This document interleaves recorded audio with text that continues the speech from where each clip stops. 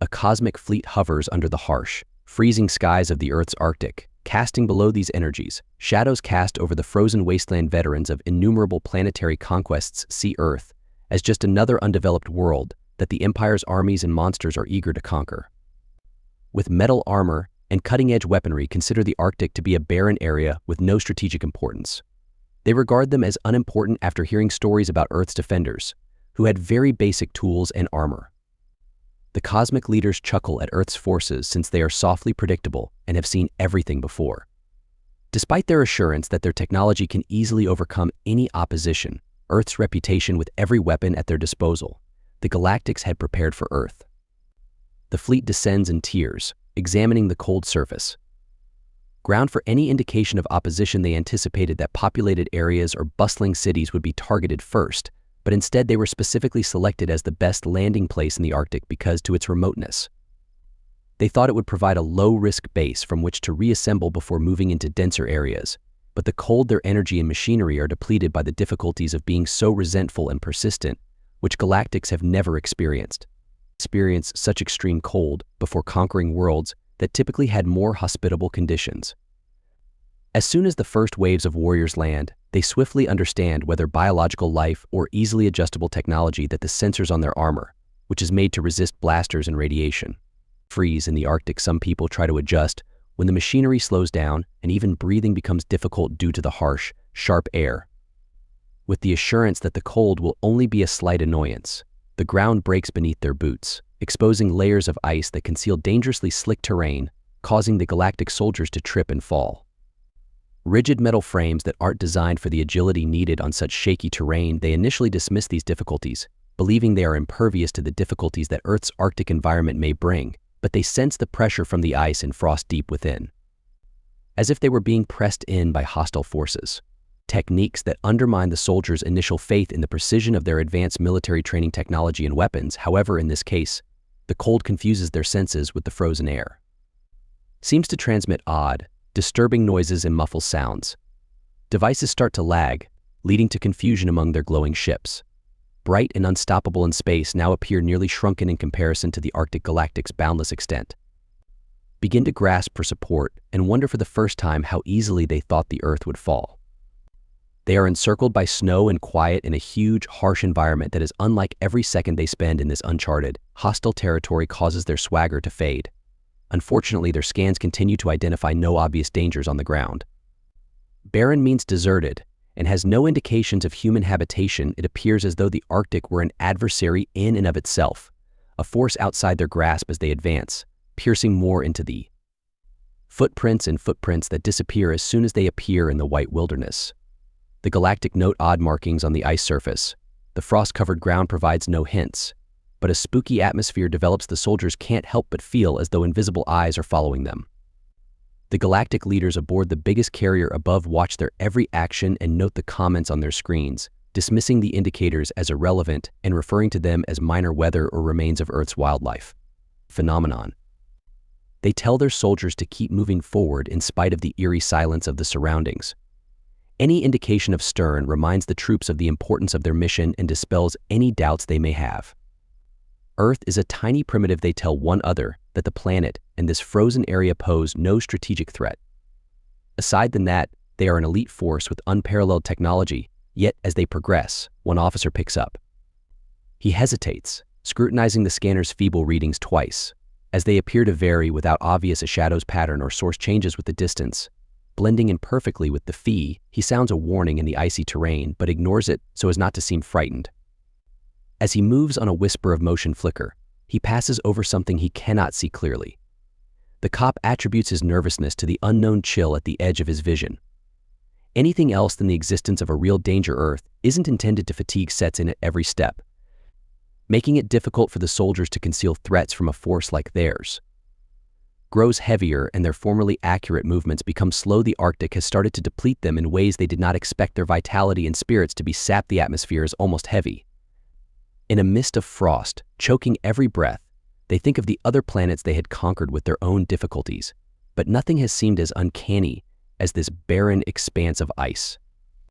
When ground troops are unable to keep formation, the commanders become irate and demand progress reports. As minor technical issues increase, the ranks become increasingly frustrated since the Galactics are accustomed to precision and efficiency. But they are facing the most basic obstacles: cold ice and snow, and anxiety is rising.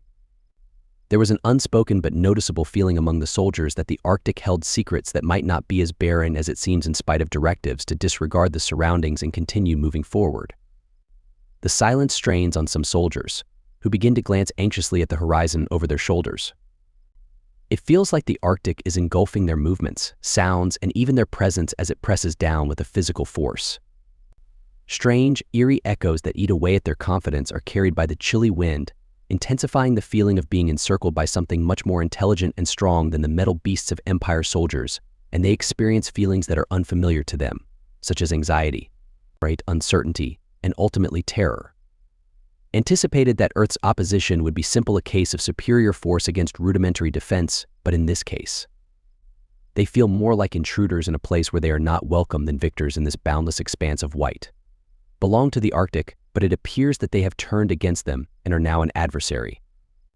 Although the commanders insist on moving forward, the troops sense that neither technology nor weapons can defeat them. When their unwavering confidence begins to falter, they sense the weight of a greater, invisible force. However, it is impossible to overlook the Galactic force's poor progress due to the harsh winds as they advance farther into the Arctic. With never-ending white, every stride feels like a tiny triumph over the terrain that opposes them, testing even their most minimal movement, and the only sound to break the stillness is the gentle crunch of ice beneath their feet. Anticipated a quick journey, but the icy Arctic drained their stamina and spirits. Despite their sophisticated technology, they are exposed to the harsh environment and the constant cold. Their senses were dulled, their communication equipment were frozen, and layers of ice covered their armor. Trained for battle, but the Arctic's geography has turned against them. Their training hasn't equipped them for the odd consequence of the frigid temperatures is that the heat seeps through their protective garments. Bursts of energy and radiation, but not this degree of cold, which causes mechanical joints to stiffen as the cold creeps in. Their motions slow down, and they experience an unwavering fatigue that grows stronger the longer the more they march. The more evident it is that they were mistaken to believe they were technologically superior. The cold is a persistent, oppressive force that depletes their energies and is not only a brief ache. They are forced to admit that they are far from invincible here, because the terrain itself appears unfriendly to their spirits. As they move forward, alien soldiers spot odd indications. They perceive shadows darting across the snow, but as they get closer, they notice strange ice structures with marks that appear intentional, but disappear when closely inspected, and despite the absence of anyone, they are unable to get rid of the sensation that they are being watched. Even while these slight alterations in the snow should not be noticeable, they frighten the soldiers, giving them an advantage over their increasing unease, as though the Arctic itself were a live entity silently watching their actions. Every step of hostility only serves to increase the eerie silence and heighten the uneasiness that has descended upon the Galactic ranks. Seeing the strange findings from above, commanders dismissed them as unimportant and encouraged the soldiers to continue, reminding them of their objective and cautioning them against allowing paranoia to interfere with their focus just yet. As they traverse the terrain, the soldiers find it more and more difficult to ignore these sensations. Visibility drops are obscured by thick fog that rolls across the ice, making them feel alone even from one another. They find themselves looking anxiously and cautiously over their shoulders, as it is obvious that they are dealing with more than just a hostile environment if they anticipate something to appear behind them. The environment is dense with invisible dangers. The air is oppressive, nearly suffocating, and even breathing becomes difficult. The Arctic terrain is limitless, offering no indication of a destination, safety, or refuge, which appears to be an infinite stretch of white in every direction. Compasses that are prone to lose orientation, advanced instruments calibrated for due of the Arctic's magnetic interference. Space was difficult for the soldiers to navigate, and they became confused. No matter how far they go, their typical confidence wavers in the face of an unalterable hostile environment. With every step they take, they are trapped in a frozen maze as the environment refuses to move. The cold seeps through their armor and their supplies, making the Galactic troops more and more worn out every hour. Many are disappearing more quickly than anticipated, and their nutrient packs are freezing. Difficult and almost impossible to use hydration systems that force in a desperate attempt to keep their equipment operating, the troops had to withstand both cold and dehydration.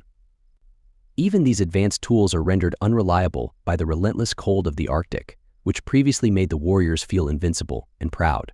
Forces of the Galactic Empire are now vulnerable to a world they don't comprehend and cannot suppress their annoyance, which develops into uneasiness as they begin to perceive odd patterns and minute indications of human presence. Look like footprints in the snow, but disappear before they can be examined. Attentively abandoned buildings are hardly discernible. In the distance, stand like silent sentries through the fog, further unsettling the soldiers. Eerie about these relics, as though they serve as reminders of those who came before and were taken by the harsh Arctic nevertheless. The troops try to comfort one another by dismissing these as little more than remnants of Earth's prehistoric societies. But there is a lingering notion that they might not be alone, since the commanders are still watching from their raised authority becomes impatient with the sluggish progress and gives directives to disperse, wishing that a larger search area would produce faster results. But this division simply serves to increase the feeling of loneliness among the soldiers, who now perceive themselves as even more exposed in the Arctic's vastness. Each soldier feels vulnerable when isolated from the main force, a single point of warmth in a never-ending, icy desert. They aim their eyes onto visibility of their comrades in the fog, but the distance and heavy frost make it almost hard to keep eye contact. Fear enters the ranks. Once a noise seems, every menacing shadow is amplified in the quiet. And the emptiness of the Arctic becomes a source of terror that serves as a continual reminder of their loneliness and the unidentified threats that could still exist in the distance. Despite they start to experience the innate terror that comes with being far from home in an environment with advanced armor and weaponry. They are accustomed to ruling the battlefield in an environment that constantly rejects them. But now they are at the pity of a location that appears to have an unknown motive. In the middle of soldiers report seeing swift, darting forms just out of the chaos, and whispers of movement float through the ranks. Sight. Regardless of how they attempt to pursue it, the shadows disappear and mix back into the commanders discounted these claims as fatigue-induced illusions due to the cold terrain. But the soldiers are aware of what they believe, that these are warning signs that the Arctic is not as empty as it seems, and someone or something is following them around all the time. In an effort to strengthen their resolve, the cosmic forces shove down their fear and move ahead with newfound vigor, maintaining their training and allegiance to the Empire.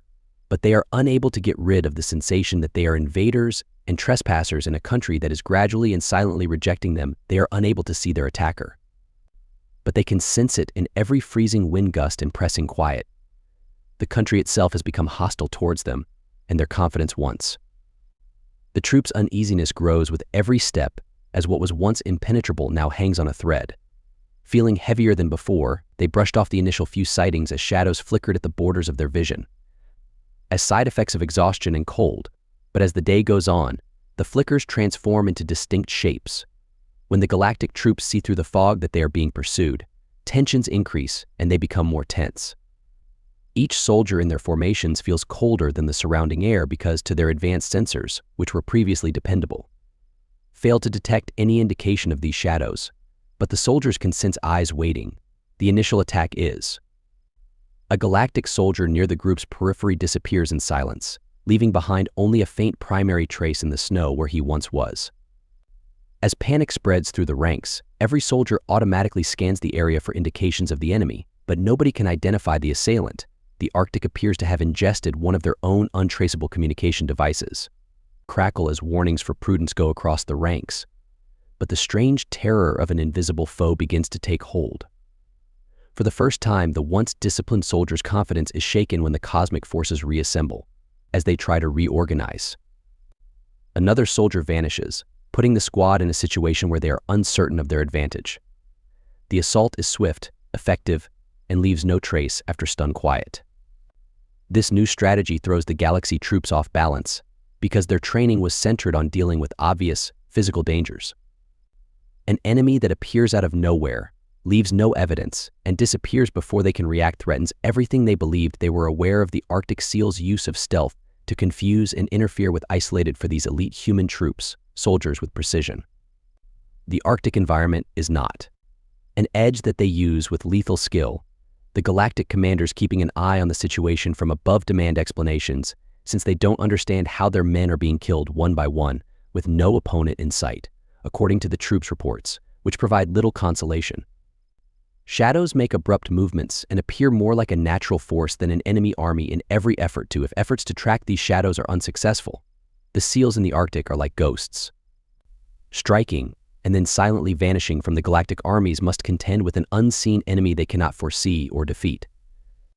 Panic grips the soldiers as they attempt to establish a defensive perimeter, but the seals are already inside their lines, easily navigating the frozen terrain. The terrain is familiar to the seals, who blend in with the snow and fog with ease, as do the galactic army. They are not equipped for this kind of guerrilla warfare. Even with their armor and sophisticated technology, their weapons are made from enormous. Destroying an adversary they cannot see in the field is too slow and awkward. Arctic stillness and accuracy are more important than physical power, and the seals are excellent at both. As their tactics get more intense, to divert the Galactic's attention, throw little things into the snow. As the soldiers turn another direction, one of them disappears, and every strike is precisely timed to take advantage of every gap in other fights. The soldiers defend their instincts and training. Fail them in this situation, they are engaged in a psychological battle that erodes their strength rather than merely combating an adversary. Their anxiety is growing with every undetectable attack. The Galactics can feel an unseen circle of seals tightening around them, but they are helpless to stop it every time. An unsuccessful counterattack attempt is made as the seals continue to alter the surroundings to their advantage. Only snow waste is hit when the Galactics fire at shadows. Ammo on non-existent targets. Their commander's orders become urgent, encouraging them to maintain their position and stay alert. But when they encounter an adversary they cannot predict, these warnings ring hollow. The Galactics begin doubting one another and misunderstanding one another's movements for enemy signs. Once united in their goal, the troops start to disintegrate under the pressure as the day goes on, as paranoia creeps in. Continues. The Arctic quiet pounds down, making the troops' fear grow. The sound of snow crunching and wind gusting feels like the prelude to another assault. Because they are trained to move without sound, the seals completely take advantage of this psychological toll. Them to blend in with the snow and darkness, attacking unexpectedly with each blow that is precisely aimed at the weakest points of the galaxy and denying them the chance to strike back. The cosmic forces, once the powerful and arrogant, are diminished to groups of soldiers huddled together, terrified to move, certain that every step might be their final move. The seals' plan is obvious: keep the adversary on edge.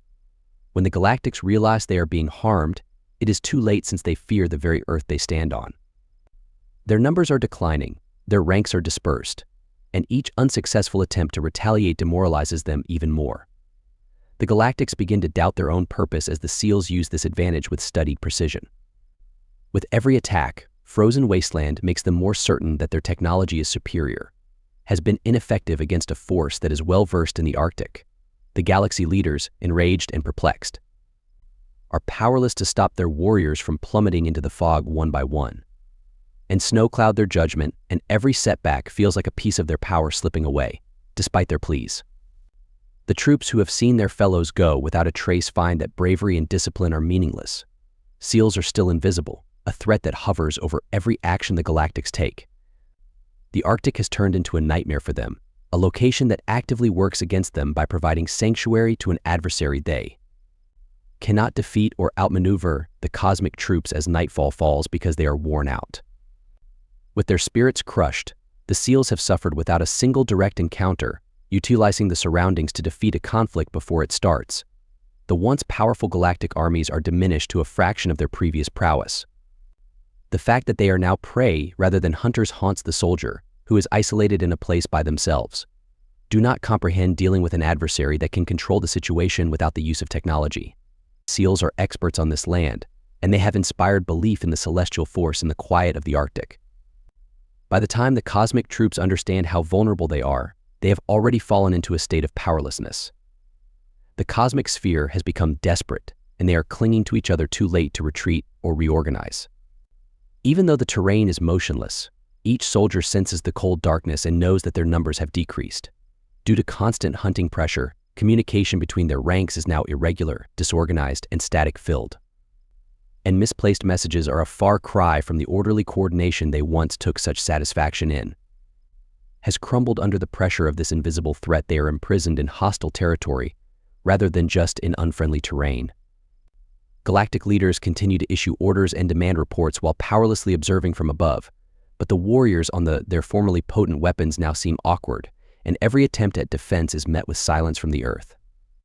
An invisible foe, they have given up on the idea of conquest and are now only concerned with the idea that Earth is primordial has long since disappeared, as this land and its defenders have demonstrated. They are mistaken. They are at a tipping point. Knowing that every move they make could trigger another ambush. Seems amplified. Every snowfall serves as a reminder of their powerlessness. The Arctic is a vicious foe that drains their fear-shrouded energy flickers into the chilly shadows. Landscape.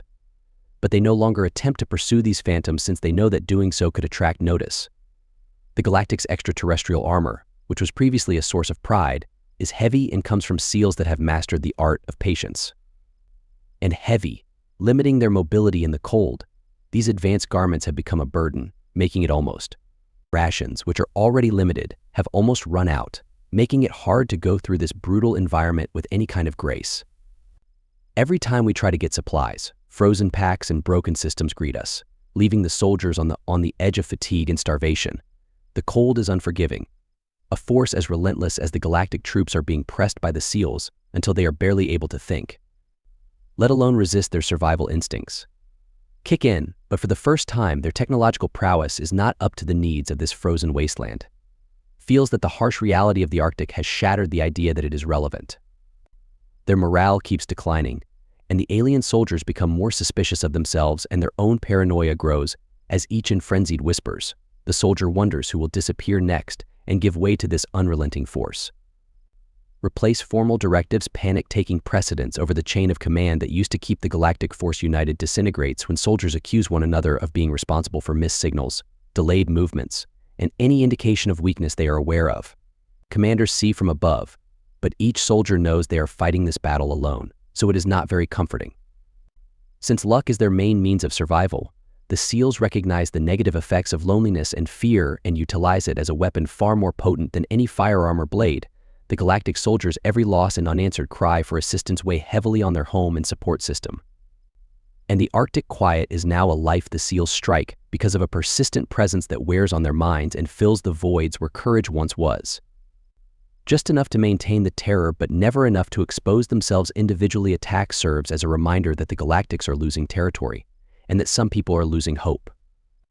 In an attempt to create a defensive line, Galactic soldiers attempt to rally, but their attempts are unsuccessful because the SEALs are moving like ghosts in the snow, never where they expect to be, and always one step ahead. With an almost unnatural level of precision, the Galactic troops believe they have outperformed their training. Technology is useless against these invisible hunters, and the defensive line breaks down as soon as it is established. One by one, the solitude exudes desperation as the SEALs continue their silent attack, reducing the Galactic's numbers. And other men split off, leaving their formations to attempt to reach shelter on their own. These deserters are no better. Every time their signals are swallowed by the Arctic and fade into the frozen nothingness, the terror among those who remain now must confront the horrifying fact that they might be the last SEALs have succeeded in transforming the Arctic into a jail where swift silence thwarts all escape attempts. Every time retaliation fails, the Galactic spirits are progressively depleted, leaving them with only the realization that the Galactic commanders are no longer giving them orders, leaving them helpless.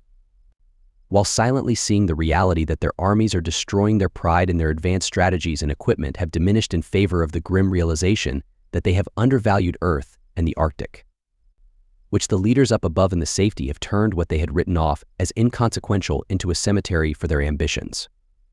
Of their ship now experience the consequences of their invasion choice, seeing that retreat is not an option.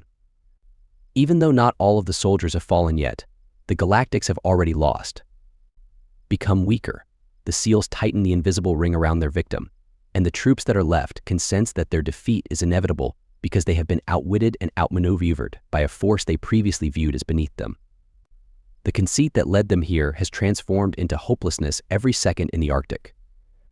Despite being reminded of their shortcomings, the SEALs continue to take advantage of the land's natural features, making sure that the remaining Galactic soldiers are aware that they are on borrowed time and that the Galactics never get any sleep. Their suits, which were once emblems of strength, are now frozen shells that have trapped them in a hostile environment, are forced to face the fact that they are unwanted intruders in a place that has gone beyond rescue and hope, resisted them at every opportunity. The SEALs are unrelenting in their discipline and mission execution. The Galactic's silent cruelty, so accustomed to controlling their adversaries, has the Galactic Force's only remaining response to this type of conflict is a dispersed collection of worn-out. As they look from above, defeated soldiers, each knowing they have failed their commanders, make no move to get them, realizing that the SEALs have not won this battle. Not only vanquished their adversaries, but did it with such accuracy and effectiveness that the Galactics will be tormented. The only place that has witnessed their demise is the Arctic, which is quiet and distinct. A powerful and uncompromising force has claimed the remaining members of the Galactic Force stand alone, devoid of their pride and authority. As another would-be conqueror, they are aware that they are inferior, yet they were once worn out and confused. They can no longer flee because the Arctic has turned into a prison due to its unforgiving cold terrain. By an unseen adversary who has flawlessly acclimated to these circumstances, outliving rivals in a manner similar to the Galactics never expected. Every step is slow, every breath is labored, and the warriors feel the weight of their circumstances putting pressure on them. Their technology and weapons, which were previously signs of their power, have become useless the few surviving soldiers attempt to maintain some form of authority over this unfamiliar, unforgiving terrain, but each has witnessed too much to hope they understand that all of their defenses have failed them. Only a small portion of their once proud numbers remain, and every soldier is aware that they are confronting not only an adversary, but also the demise of their purpose and the illusion of galactic invincibility every time they try to reorganize.